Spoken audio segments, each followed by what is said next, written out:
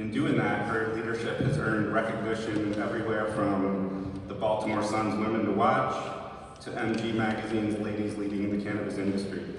So again, we're gonna just treat this as a casual conversation. I'm gonna tee up some questions. I hope you all will have some as well. So please join me in welcoming Wendy Bronfein.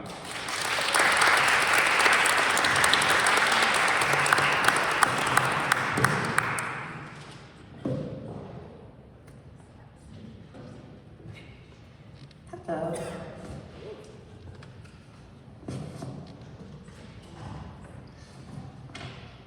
My questions.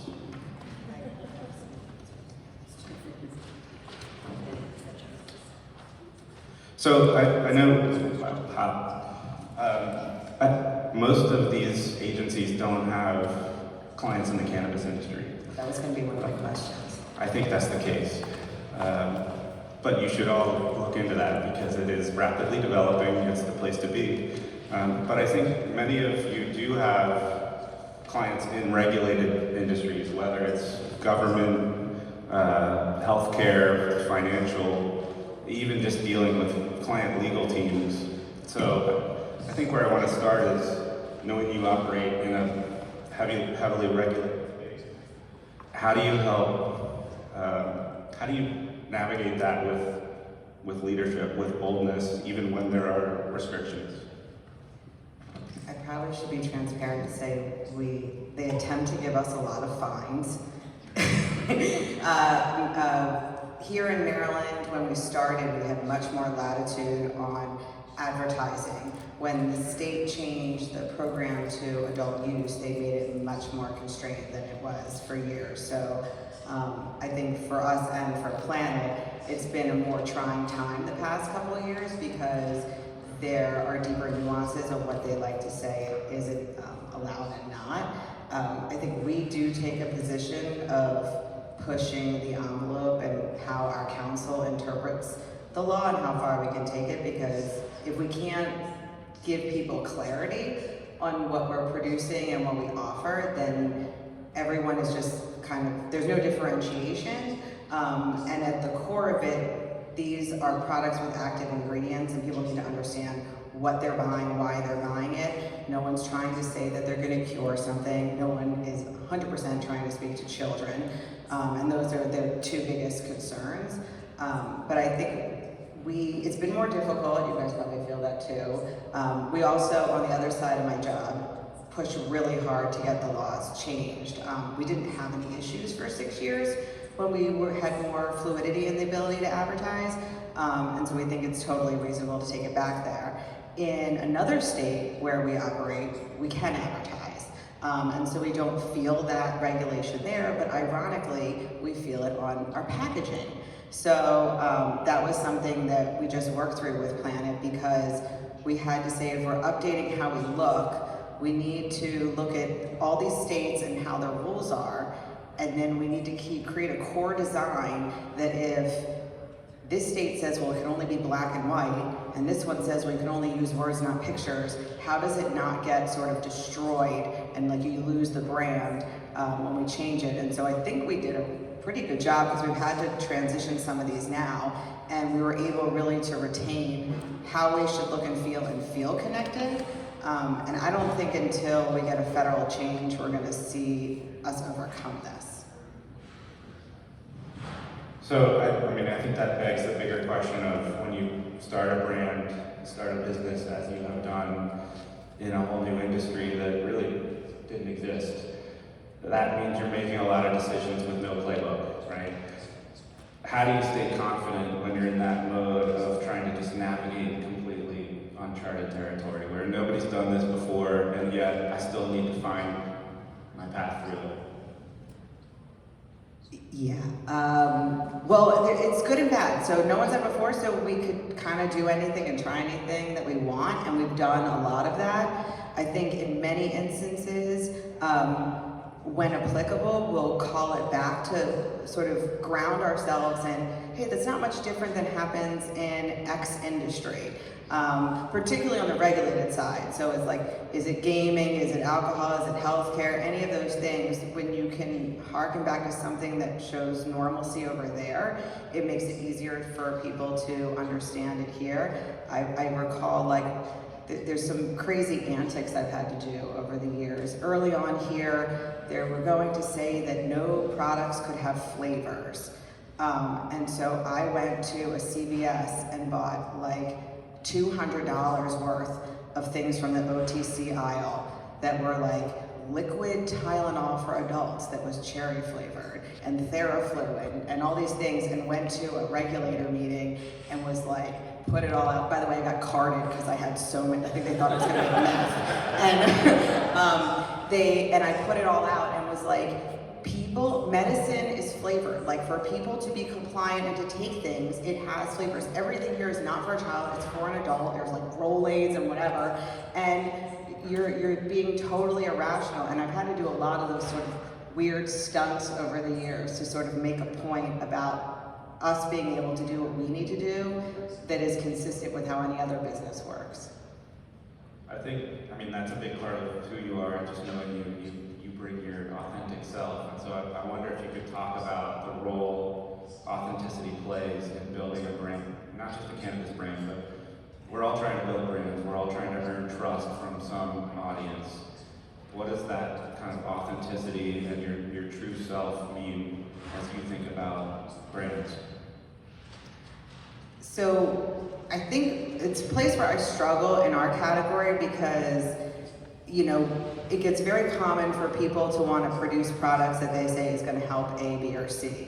And if you're inside baseball, you can look at things and go, okay, well, all of these things to help you sleep or relax or whatever, they're all the same. Nothing's differentiated. And there's some sort of language use, or they added melatonin to it, or whatever it is, that makes people believe that that's going to be their solution. And we sit on a different side where we have like a scientific group, and our board comes together, we make these products, and we're like, we have trialed it and proved it. And so we're so authentic about it because we think sort of, one, we believe one day we're going to be governed by the FDA, and two, you know, doctors and whomever on the side of the healthcare part of it, which is just so you know, most people adult use are using for a therapeutic reason, they're just not getting high only.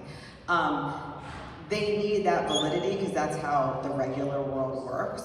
And so it can be very frustrating to be like, we are so authentic, and that people think that's authentic, but it's not really, it's just BS, or the last thing the person at the store told you was good. But I think it's very easy to want to kind of fall prey to that and be like, it's going to be easier to get through this if we just do what other people do. And we constantly are like, no, we have the courage of our conviction, and this is a long game. And I think that's what's allowed us to be very successful. And getting more granular to this, like, so it's an area that's very capital constrained. I think that's an area that's allowed us to have kind of strong investment from outside partners because of the results we've been able to achieve, and stay consistent to who we are, and prove that through products that do what we said they were going to do. I know in the course of your career trajectory, you had to make a lot of sort of bold moves. Is there one that you can think of that was a bold move for the brand, or a bold move in your career, but something that you're really proud of that was like, this is a major turning point for either me personally, as I developed as a leader, or for my business to catapult new growth? Well, this is a shameless one for both me and you guys, but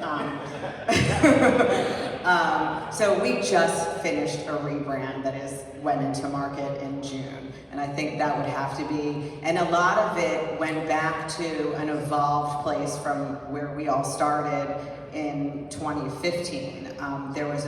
There was an approach we had taken to how we looked and how we felt. The market was only medical then, so it did have a bit of a more clinical tone to it overall, but it was what we've created today, I think, is sort of a natural progression of where that was. And I think there were some years in the middle where as we're evolving products, we were adding things, and you know, this line looks like this and that line looks like that, and we sort of turned into a bit of a house of brands, but we went back to being a branded house, and we went through a whole strategic discussion about doing that with Planet, with people on the leadership side of our company.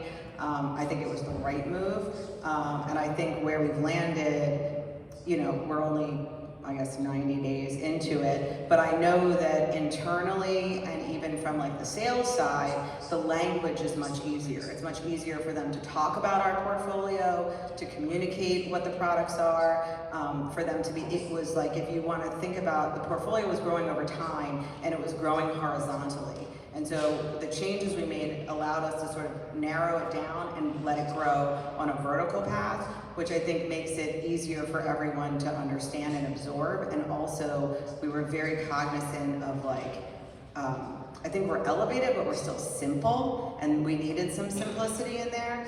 And we also were able to sort of be able to speak language that was happening in the sales environment that the industry we're in. So we had a lot of products before that had names that made total sense for what they were doing. Our sleep product was called Good Night, right? Well, that totally fits. But calling that line sleep and elevating the name Curio to the top of the conversation was more in line with what we were looking to achieve, because if you walked into a store, you might say, I need that Good Night, but do you know who makes Good Night? And we wanted you to remember Curio, not necessarily Good Night. And so that was a path that we had sort of forged unintentionally, and so we circled everything back to saying, okay, Curio is the thing you have to know when you walk in and walk away, and what do people say when they're in the dispensary? What are they asking for? They're talking about their mood, their sleep, their pain, whatever. Let's just use the words that people say. That doesn't have to be a brand, that's just a category. And I think all of that has really been a major change, and I think the way it looks and feels is really appropriate to the market shifting from medical to adult use here and in other states where we operate, and being more, I think at our core, closer to like just the wellness category we've always been in.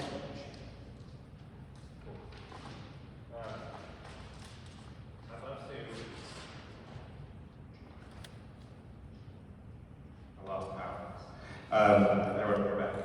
I'd love to broaden the lens now, kind of beyond Curio, beyond just the business you're in today, and kind of talk personal leadership advice for these guys. I know there's a huge family component to Curio Wellness. Obviously, your dad founded the company with you. He's still actively involved. Your sister's there, your brother's there. So it's a family business. You're also a mom yourself. And many of the folks here are parents, or they're juggling, you know, other needs outside of work. How do you suggest people navigate? How do you balance family, personal life with the dynamics of running business? I also live next door to my brother and his family. Well, okay, I should say, we were all very close before this, so, you know, that is it's natural for us to be together, whether we work together or not, but I should be honest, there are times when my mom will say on a Sunday, hey, what are you doing? Do you have dinner plans? And I'm like, look at my husband, I'm like, I don't want to do it. I gotta be with my dad all day tomorrow. I don't need to like have dinner with them again. But sometimes you need a break. But I think, I mean, I try and do prioritize the time I can with just my family to do that and be present with mom. My son just started kindergarten, and I feel like he doesn't have a bus, so taking him to school has become like, as dumb as that is, it's like just doing that carpool is like a quality time he wasn't getting before, because my daughter's younger, they went to preschool together, and so my husband did that ride, and so I think that is one of those things that's really helped. But I think it's a never-ending struggle. I'm not sure you can overcome it. I do have, you know, I try and block out that time that I would say is more of like the 5 to 8 or 5 to 9 zone, it might mean that I don't ever stop working, I guess I should say that first. It might mean that I go back to stuff after, but like I give that carve out so that the after school dinner, all that stuff is really available. And then, at least when my kids were little, if I had to do anything on the weekend, I tried to do it during nap times. That's getting a little bit harder. But I sort of just hope that since they've never known anything different, and to be honest, I grew up with a parent who worked like that, so it's sort of normal to me. I think I turned out all right. But I think it's a hard place, and then I think you just have to do stuff for yourself. Like when I go to get my nails done, or I take a walk every weekend with a friend. Sometimes I bring my 2-year-old on it, sometimes not, because sometimes we smoke on the walk. But like you gotta have some me time in there too. So, but for me it's very much an outlier because I'm with them all the time. But I can just as easily. And I think what's something really hard for my coworkers is like we can be in a meeting, and because we're sisters, my sister and I can really go at each other in a way that like you wouldn't talk to other people. And then what no one understands is 3 seconds later, like, oh my God, did you watch this last night? Or mom's such a bitch, or blah, blah, blah, blah. And so it just because we turn it on because we're passionate about something and we sort of can talk to each other a certain way that maybe is or is not appropriate, it's like it's not like, well, I haven't talked to her for 3 weeks since that thing. It's like I was on the phone with her 2 seconds later texting about something else. So I think we try and, at least in the workplace, really make sure people understand we try and curb ourselves, but we also try and make sure people understand we're sisters, so like that's sort of there, but there's no bad blood in any way.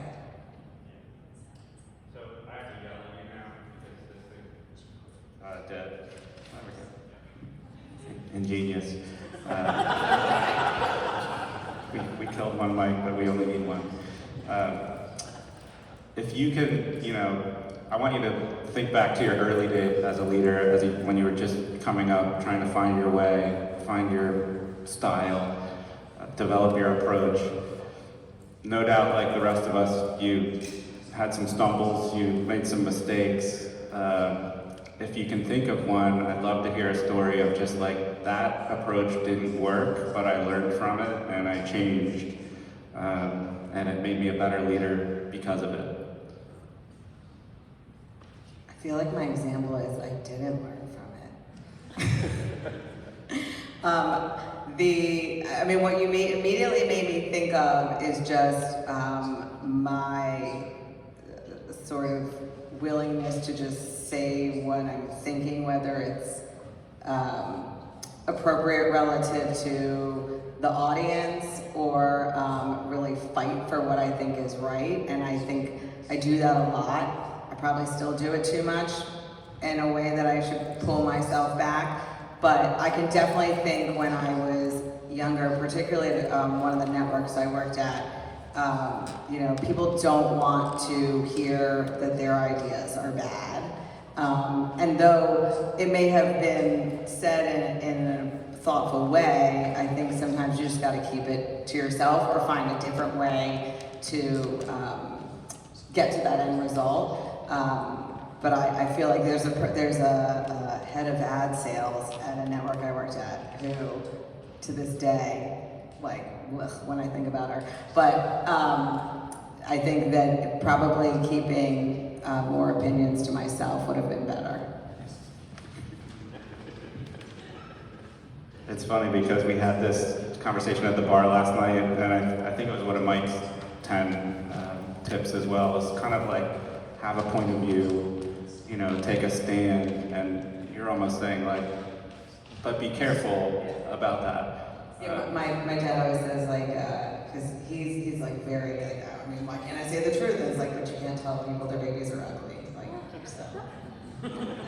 know the line. So maybe along those lines, if you could go back and give advice to your 25-year-old self, what might that be? It feels like I should say shut your mouth,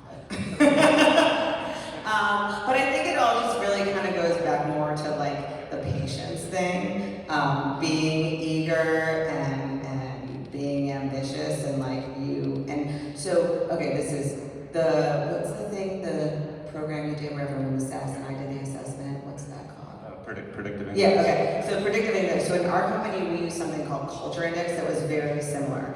And one of the things, I read this to Jack, we were talking about this before today, was the end of mine is like, it talked about like you're out of the box thinking, and it was like you're so far out of the box, other people may perceive you as not knowing what's normal, okay? So I think that is part of where like the tempering has to come in, because might be right,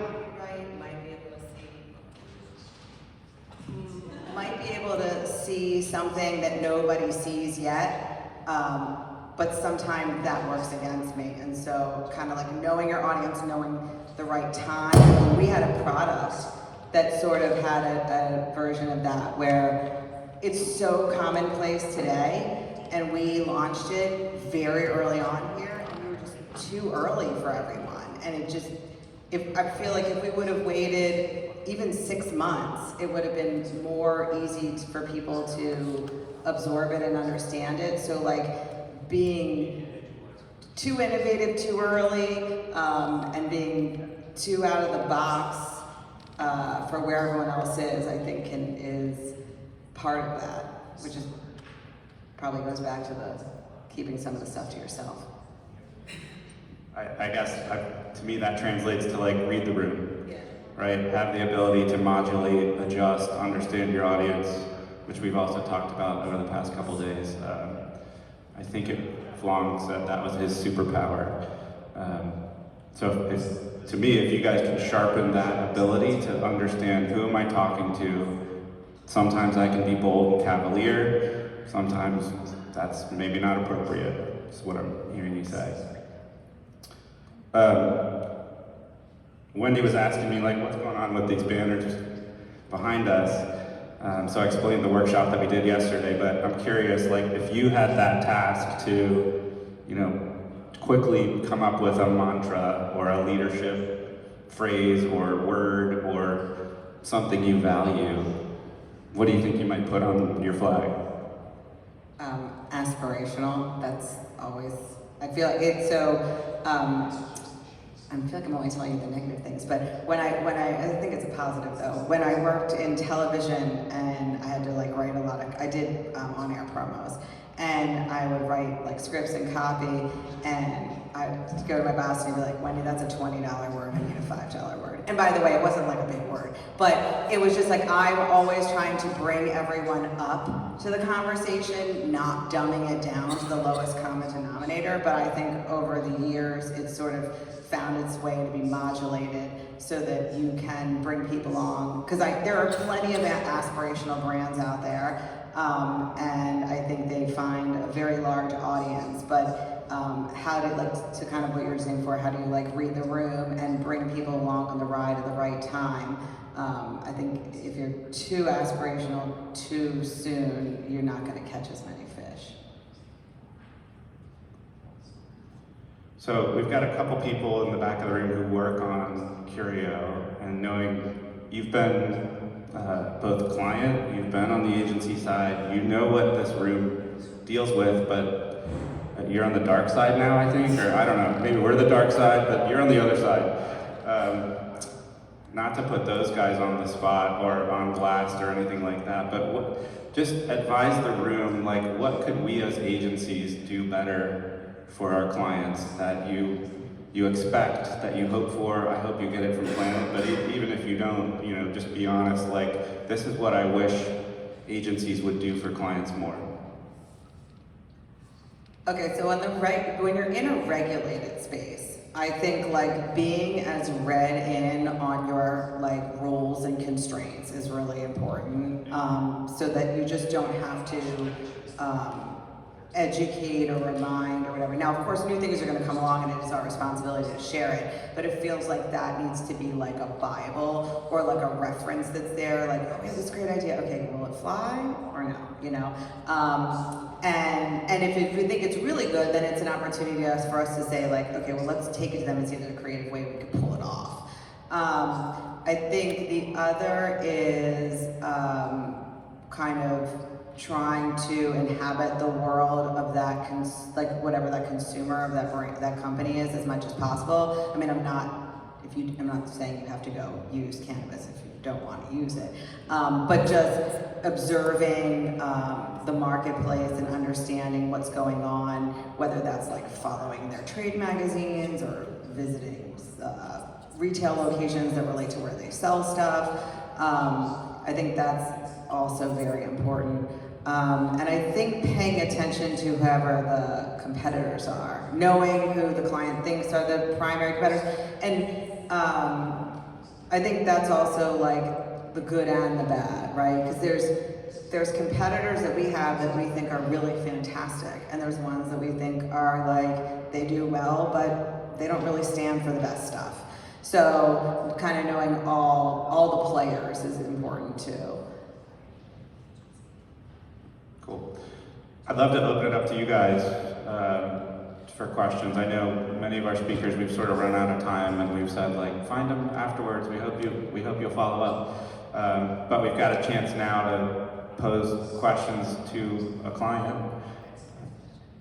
Has anyone ever been approached if they live in a state with a market by a potential cannabis client? Oh yeah, good stuff. All right, yay. Are you guys working with the client now? Yeah. We're building a website for What states? Kansas and Missouri. Oh, okay. Oh, nice. Okay. So, adult use.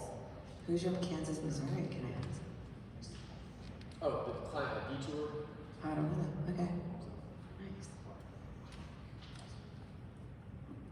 Questions for Wendy while we've got her? You just mentioned competitors, and I'm so interested in who really are your competitors. Are they just other brands in the cannabis industry, or are they actually other competitors to other industries such as like wellness or other recreational? I'm just going to try to repeat the question in case anybody didn't hear it. Who are your competitors, and are there competitors outside of cannabis that are in the broader wellness space that you look at? Paraphrasing. I think that for the past 9 years, probably the primary competitor is whoever else is in the dispensary. And the way that it works, if you're not familiar, is that there's only so many brands in one state. Those brands may appear in another state, but your competitive set is really inside that fiefdom, and then the next state is a totally different, same people could be there, but it's an entirely different world, because there are also different brands there, but there's also different rules there, so it makes the whole market different. So that is one, and we have analytics companies that we work with. We can get reporting, we can see those rankings on a regular basis. But to your other question, I think that becomes a major part of it if and when there's any sort of schedule change. But today, I don't know how familiar everyone is, but there's a loophole in the 2018 Farm Bill that has allowed THC to show up around the country through hemp. Some of that is synthetic, and some of that is the true loophole of the 0.3% by dry weight that no one sort of or intended to foresee, or maybe they did. And so that is where the beverage sector really comes in. You do see other products. You see like gummies and things show up in other places, and they're trying to, I think, clamp down on it in a lot of spots. I sort of speak to it because my public policy side does a lot of this. It's sort of like in certain states, the M word and the C word is bad, but the H word is okay. But I think we just have to reconcile THC, because why North Carolina is fine with it when it comes from hemp, but doesn't want to have a cannabis program doesn't make a lot of sense. I say all that as we are actually developing a hemp-based beverage. So there is, I think who you see buying those drinks today are a lot of people who already know and have experience with cannabis, but the more it becomes prevalent, the more you're going to see just other people who don't have experience buying it, who could otherwise potentially go to a dispensary, They are different formats, so I don't know that it takes everything away. I think that if they don't rein it in and segregate beverages, which deals with the downfall of alcohol consumption going on, and they allow all other products to be, then we have a much bigger competitive threat. What we do have to our advantage today in terms of authenticity is that the products that are available in regulated state markets are under the strict rules of the state. They're lab tested, they're packaged in child-resistant packages, they are labeled a certain way. Everything that's in the other area is unregulated and sort of, you know, you're gonna get what you get and who knows what's in it. But I think over time, we would like to see cannabis be descheduled. And I think then you're really, you're in a broader wellness fight. But most times when people come to us, it's because something else wasn't doing, like melatonin's not doing it enough, and I don't want Ambien. So like here I am in between with an effective sleep solution. Because a lot of things, it's your choices today are probably somewhere between a dietary supplement that's gonna maybe help you, but also not gonna give you any real probably side effects, or something prescribed that might help you, but then also might give you side effects. And that's where people end up being in cannabis, because they find that they get a solution to what they're looking for and they don't get some other side effect. I'll just add on that. I think part of the way that we think about the brand, and I don't know if this is pie in the sky or will become a reality, but it's like, imagine if these products are on an end cap at a Target. And perhaps they will be someday, but that's the way we want to think about it. It's not some, weird, Grateful Dead, Dancing Bears thing that's, only for a small set of hippies and stoners. It's like, this is a broader wellness category. It's a major trend. It has huge benefits to a wide range of consumers, including your brand, especially with baby boomers who have all kinds of ailments, but are also just looking for peace and relaxation and all of that. And so it's like, think about this brand like a real CPG brand, and what might that look like, which is, I think, a cool, challenge to an agency like us. And the consumers are overwhelmingly adults. Like, when I was at one of the television networks I worked at was a women's network, and we used to talk from a segmentation standpoint about the me to we to us. So it was like the young single woman, she's partnered up, she's family, so you can sell her anything from like lipstick to a washer. And I feel like the thing we're always trying to overcome with cannabis is like, it's people who are in like the we's and the us's. It's like, they feel life and they need something.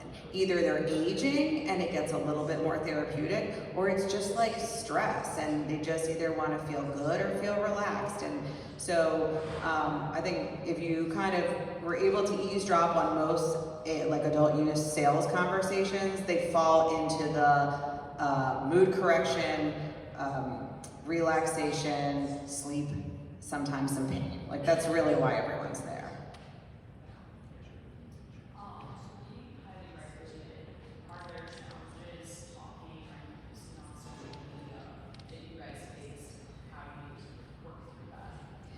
So in 2018 or 19, I think it was, we were gonna have this, like, it was like sort of the end of the year. And so at our store, we're like, let's do this big blowout sale and like get out old inventory of like brands and stuff that didn't move, and like go into the new year with this fresh collection and all that. We kind of, the market had been in a place where everything was new, getting a lot of different stuff, and now we know kind of the players. And we posted something on Instagram and our account was gone. And it was also like we had just ordered a pop-up tent that had the handle on it, and it was like, it was like a whole, so from that day on, I have been like a warden over this, where I'm like, you have got to, because we get shadow banned a decent amount, but I'm like, if you want to use the channel, just stay inside the lines. Because they, I think at this point, LinkedIn is one of the best, which is interesting. I think probably because you're having more business conversations.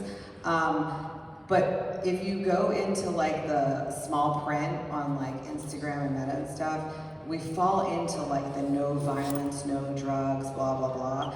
And they don't, they don't acknowledge that something is in a state where that's accepted.